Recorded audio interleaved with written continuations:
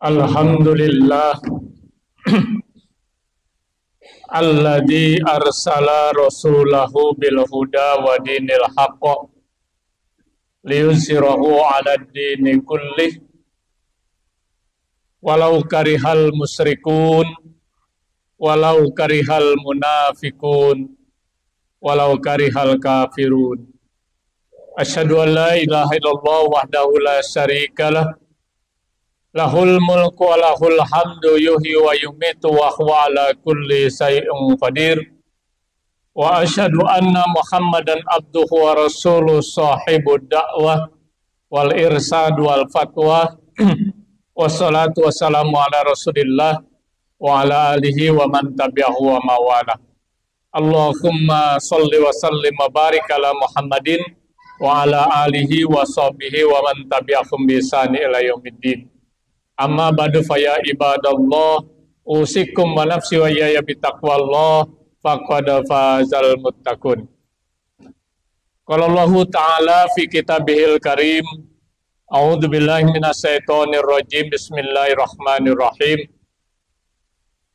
Walladzina sabaru btigha'a wajhi rabbihim wa aqamus shalah wa anfaqu mimma razaqnahum sirran wa alaniyah wa yadra'una bil hasanati sayyi'ah ulaika lahum uqbad dar. Shadaqallahul adzim. Masyiral muslimin, sidang Jumat rahimani wa rahimakumullah.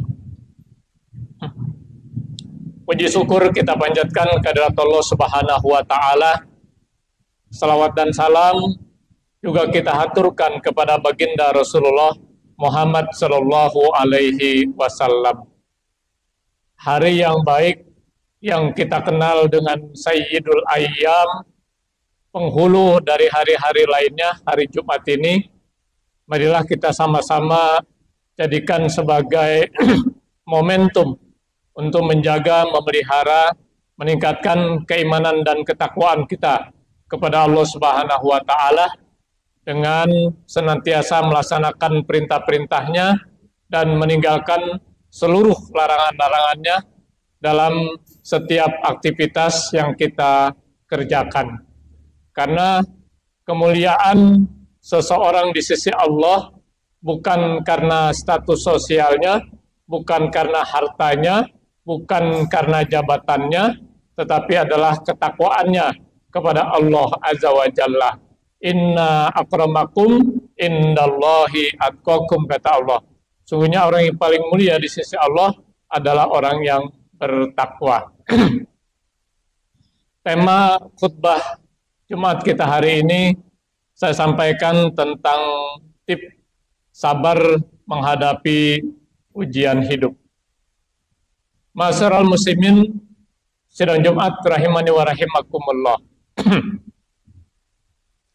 Salah satu doa yang senantiasa kita panjatkan kepada Allah selesai kita melaksanakan sholat adalah doa yang kita kenal dengan doa sapu jagat. Rabbana atina fid dunya hasanah wa fil akhirati hasanah wa qina azabannar. Intinya adalah kita ingin segala sesuatu menjadi baik atau berakhir dengan baik. Baik pada saat kita berada di alam dunia sekarang ini, lebih-lebih saat kita memasuki kehidupan yang kekal dan kehidupan yang abadi, yakni kehidupan akhirat kelak. Hadirin sidang Jumat rahimani wa rahimakumullah. Dalam kehidupan di dunia, kita yang sudah membina dan membangun rumah tangga, yang sudah berkeluarga, kita ingin rumah tangga kita rumah tangga yang baik. Rumah tangga yang baik adalah manakala rumah tangga kita menjadi rumah tangga yang sakinah, mawaddah, warahmah.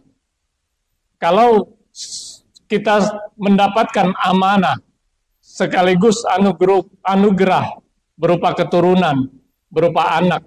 Kita juga ingin anak yang baik, yang di dalam Al-Quran disebut dengan qurrata a'yun, yang menyejukkan hati kita sebagai orang tuanya. Dan anak kita dikatakan baik ketika anak kita menjadi anak yang soleh dan soleha. Begitu juga ketika kita mempunyai pasangan hidup. Kalau dia seorang suami ingin mempunyai istri yang baik. Istri yang baik adalah istri yang soleha. Kalau dia seorang istri ingin punya suami yang baik, suami yang baik adalah suami yang soleh. Bahkan kalau kita lihat dari status kita sebagai anak, dikaitkan dengan hubungan kita kepada orang tua, kita juga ingin menjadi anak yang baik. Berkaitan dengan hubungan dengan orang tua adalah tatkala kita menjadi anak yang berbakti kepada kedua orang tua kita. Bahkan ketika batas waktu telah tiba, saat ajal datang menjemput, kita juga ingin berakhir dengan yang baik. Yakni kita berharap dan memohon kepada Allah di akhir hidup kita dalam keadaan husnul khotimah.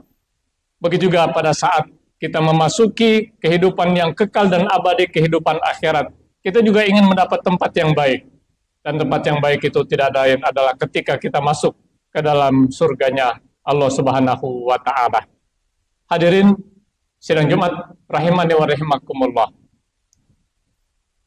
Timbul pertanyaan dalam diri kita, bagaimana supaya semuanya baik? Baik saat kita di dunia, lebih-lebih saat kita di akhirat.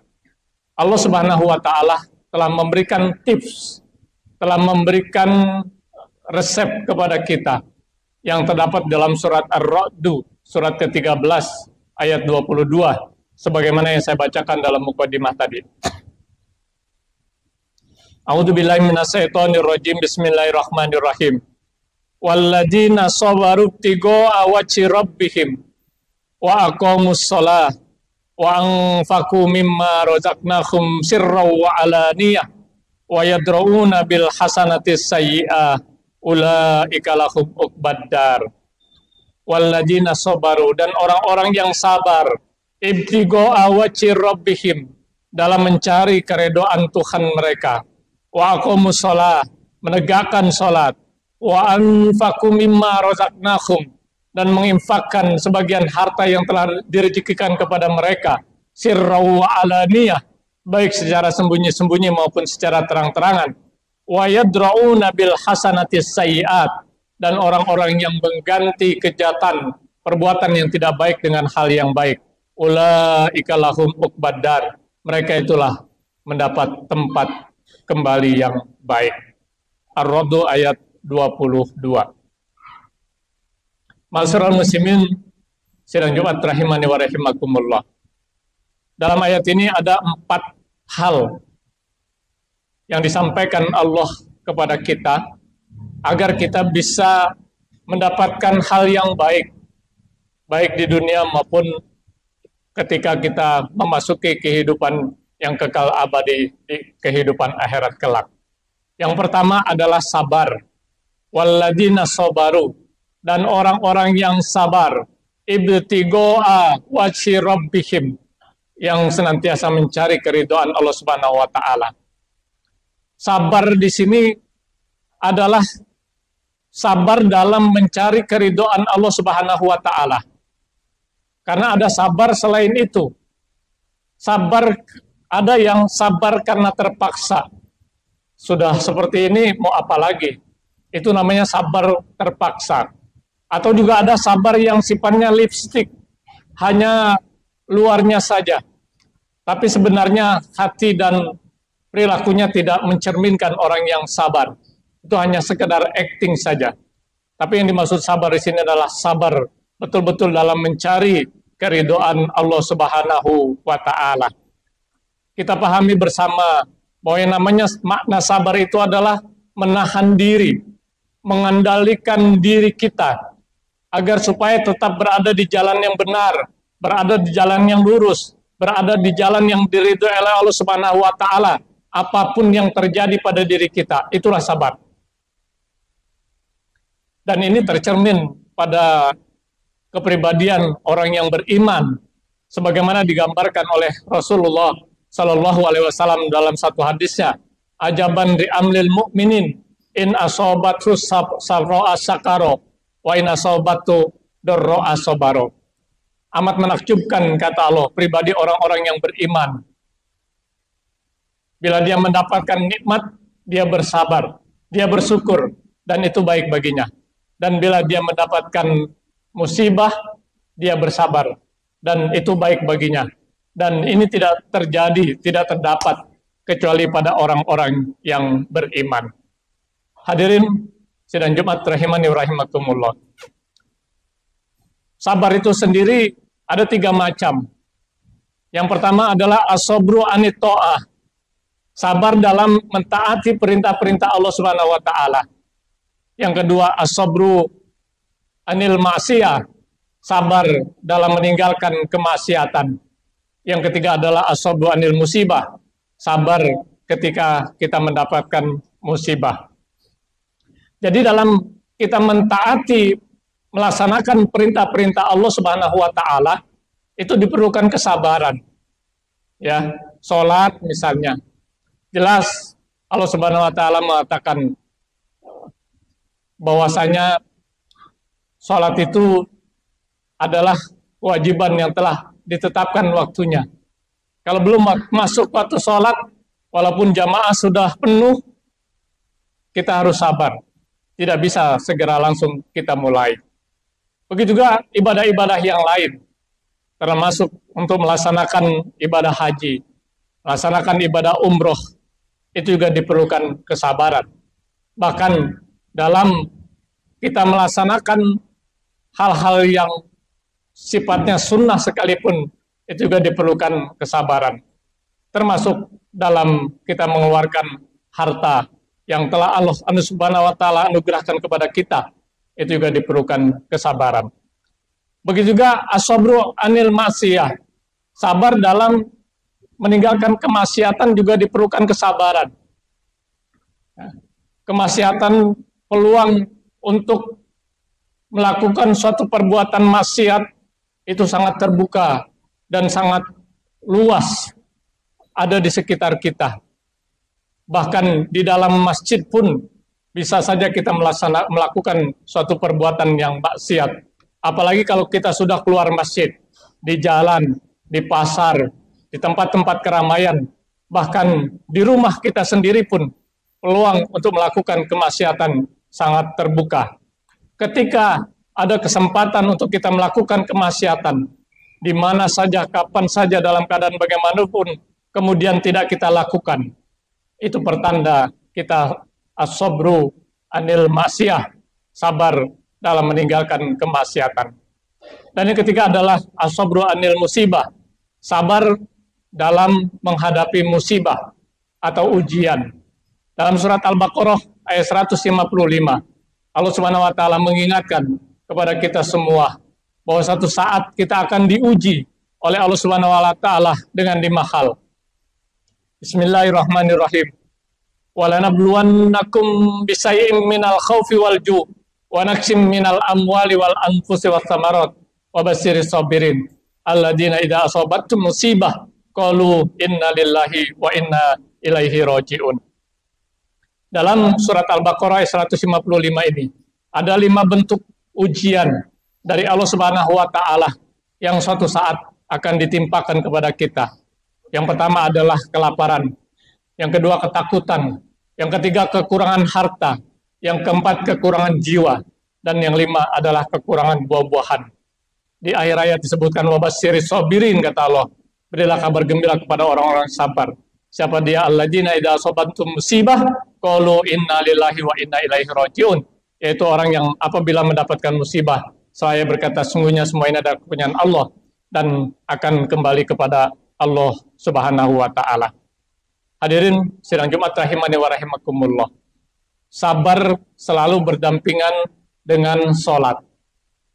Dalam salah satu ayatnya Allah mengatakan wasta'inu bis-sabri was-shalah. Minta tolonglah kamu dengan sabar dan sholat. Karena tips yang kedua dalam surat Ar-Ra'd agar kita berakhir dengan baik dimanapun apapun aktivitas kita, tidak lain adalah senantiasa melaksanakan sholat. Masyarul muslimin sidang Jumat rahimani wa rahimakumullah. Kita yakin dan percaya bahwasanya segala sesuatu bila Allah sudah punya kehendak terhadap diri kita, maka tidak ada seorang pun yang bisa mencegahnya. Dan sebaliknya, kalau Allah tidak berkehendak, apapun yang kita usahakan, apapun yang kita ikhtiarkan, niscaya tidak akan pernah bisa kita dapati. Allahumma lamani alima atoita wala mu'tiya lima manata wala yanfa'u zal jaldi min kaljad. Nah, setelah kita sabar dalam menghadapi, sabar dalam ketaatan, sabar dalam menghindari kemaksiatan, sabar dalam menghadapi musibah, yang perlu dilakukan adalah kita melaksanakan sholat kepada Allah Subhanahu wa Ta'ala. Kalau kita buka sejarah, ketika baginda Rasulullah Sallallahu Alaihi Wasallam menghadapi sesuatu yang berat, ya, yang beliau lakukan adalah memohon kepada Allah dan salah satunya dengan melaksanakan sholat. Begitu juga kita, apapun permasalahan yang kita hadapi, ya, yang ringan, lebih-lebih yang berat, ya, bisa kita mohon kepada Allah Subhanahu wa Ta'ala dengan melaksanakan sholat, bermunajat, curhat kepada Allah Subhanahu wa Ta'ala. Suatu hal yang menjadi impian kita semua sebagai seorang muslim, sebagai orang yang beriman, adalah ingin berkunjung ke Baitullah, baik melalui ibadah haji maupun melalui ibadah umroh. Kalau dilihat dari segi finansial, menurut logika, rasa-rasanya impossible untuk bisa menunaikan ibadah haji, untuk bisa berkunjung ke Baitullah. Tapi lain halnya kalau Allah sudah berkehendak, ada saja jalan. Walaupun secara logika tidak mungkin kita bisa, secara finansial tidak mungkin kita bisa berkunjung ke Baitullah. Hadirin sidang Jumat rahimakumullah. Karena itu sholat ini harus kita tingkatkan dalam kehidupan kita. Minimal pertama adalah melaksanakan tepat pada waktunya dan kita laksanakan di masjid, baik musola atau masjid yang ada di sekitar kita. Yang kedua, minimal kita laksanakan dalam satu hari satu malam itu 40 rakaat agar apa yang kita inginkan semuanya berakhir dengan baik di dunia maupun di akhirat. Dari mana 40 rakaat? 17 rakaat adalah sholat wajib, sholat 5 waktu. Ditambah 10 rakaat sholat sunnah rawatib yang muakkadah, yang penting, yang tidak pernah ditinggalkan Rasulullah Sallallahu Alaihi Wasallam. 2 rakaat sebelum subuh, 2 rakaat sebelum dan sesudah zuhur, 2 rakaat sesudah maghrib, dan 2 rakaat sesudah isya. Ditambah lagi 2 rakaat untuk kita melaksanakan sholat duha. Jumlahnya ada 40 rakaat. Insya Allah kalau kita membiasakan melaksanakan sholat 40 rakaat dalam satu hari, satu malam, apa yang kita hendaki mudah-mudahan akan diijabah oleh Allah Subhanahu wa Ta'ala. Tip yang ketiga adalah bersedekah, ya, baik secara terang-terangan maupun secara sembunyi-sembunyi. Kita pahami dalam sebuah hadis Rasulullah Shallallahu Alaihi Wasallam bahwa setiap pagi ada 2 malaikat yang senantiasa mendoakan kita. Bila kita keluarkan sedekah, malaikat itu mendoakan agar apa yang sudah kita keluarkan membawa keberkahan. Dan kalau kita tidak bersedekah, malaikat mendoakan agar kita mengalami kebangkrutan. Hadirin sidang Jumat rahimakumullah. Jangan dikira uang yang kita sedekahkan, uang yang kita infakkan, uang yang kita keluarkan hilang percuma. Tidak. bahkan akan digandakan menjadi 700 kali lipat, bahkan lebih, sebagaimana dikemukakan dalam surat Al-Baqarah ayat 261. Masalul ladina yunfikuna amwalahum fi sabilillah kama salihabatin ambatat sab'a sanabila fi kulli sumbulatin mi'atu habbah wallahu yudaifu liman yasha wallahu wasi'un alim. Yang terakhir, tip yang keempat adalah membalas perbuatan yang tidak baik dengan perbuatan yang baik. Yang keempat ini memang hal yang tidak mudah. Biasanya kita membalas kebaikan dengan kebaikan, ketidakbaikan dengan ketidakbaikan.